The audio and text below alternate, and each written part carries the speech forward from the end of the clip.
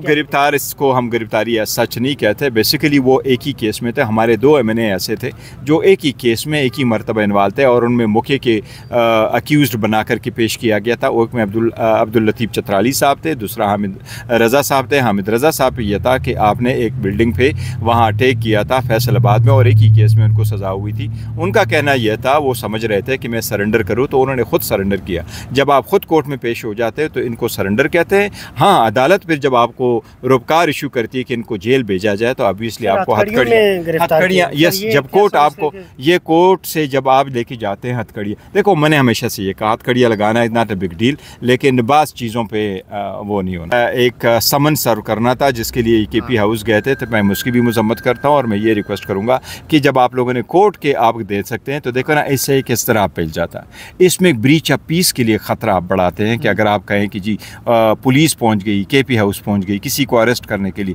Sir करने के लिए, मैं उनसे रिक्वेस्ट करूँगा कि आप कोर्ट बेल भेज दिया करें बजाय इसके कि आप पुलिस भेज। हाल देखो हमारी अददी तादाद ज़्यादा है, शायद असद कैसर साहब ने उनसे बात की, लेकिन मैंने तो असम्बली पे कहा है कि शायद इस मरतबा हमें मौलाना साहब के घर के चक्कर नहीं लगाने पड़ेंगे जिस तरीके से लास्ट टाइम के पास मैं गया था। अनफॉर्चुनेटली कि मुलाकात नहीं हो सकी थी, मैंने इंतज़ार भी किया हुआ था और मुलाकात होनी चाहिए थी। कहा था जी इस वक्त उनके डॉक्टर के कोई प्रोसीजर चल रहे हैं और अभी नहीं, अभी टाइम हो जाए। नंबर से रब्ता तो ज़रूर किया था, ज़ैन कुरैशी साहब से मेरा रब्ता था, उन्होंने कहा है, और मैंने हाई कोर्ट भी जाना था, वहाँ चीफ जस्टिस साहिबा से मैंने उसकी रिक्वेस्ट की थी PS से, और हमारे ये था कि जो हमारा इंट्रा पार्टीज़ इलेक्शन का केस है वो बड़े अरसा से पेंडिंग है, वो लग नहीं रहा था, वो 5 मेंबर जज के सामने हमारे लिए उसकी बड़ी सीरियस इम्प्लिकेशंस है। तो मैं हाई कोर्ट भी गया था, वहाँ रिक्वेस्ट भी करने गया था। मैंने रिक्वेस्ट ये की थी कि हमारा केस आप सुनवाएं, नहीं यहाँ हाई कोर्ट में सुनवाई हो रही है, नहीं इलेक्शन कमीशन में हो रहा है, 1.5 साल से हमारा केस पेंडिंग है और हमें सर्टिफिकेट मिल नहीं रहा, जबकि अभी लोकल गवर्नमेंट इलेक्शन होने जा रहे हैं बलूचिस्तान में, इसी तरीके से पंजाब में भी लोकल गवर्नमेंट इलेक्शन होने जा रहे हैं। ना हम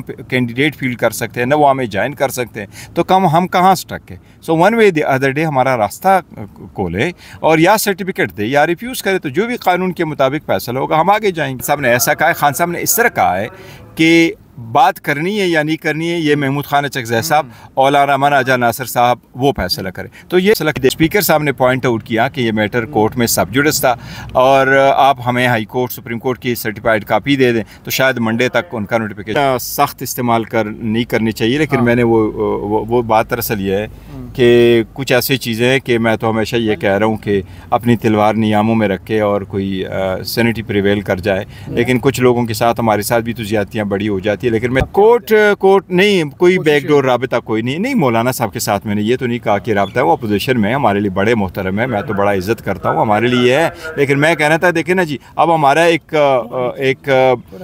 पॉइंट बड़ा क्लियर है 27वीं तरमीम पे, 26वीं तरमीम पे हम उनकी तरफ बढ़े गए थे और हम अवॉइड करना चाह रहे थे, क्योंकि उस वक्त मेजॉरिटी की बात ही मौलाना साहब हमारे सपोर्ट कर जाते तो वो रुक जाता, और अगर वो रुक जाता तो 27वीं तरमीम के लिए भी रास्ता ना बनता। उस वक्त बात बनी नहीं है, अब जो चल पड़ी है इसमें अदलिया के भी समहाव कसूर है। अदलिया में हम गए थे, हमने उनको कहा था कि स्टे दे दे, रिस्टोर कर दे, आप स्टे कर दे, आप उनको कह दे कि जब तक रिज़र्व सीटें नहीं है, जब तक सेनेट का इलेक्शन नहीं है, आप 26 तरमीम नहीं कर सकते।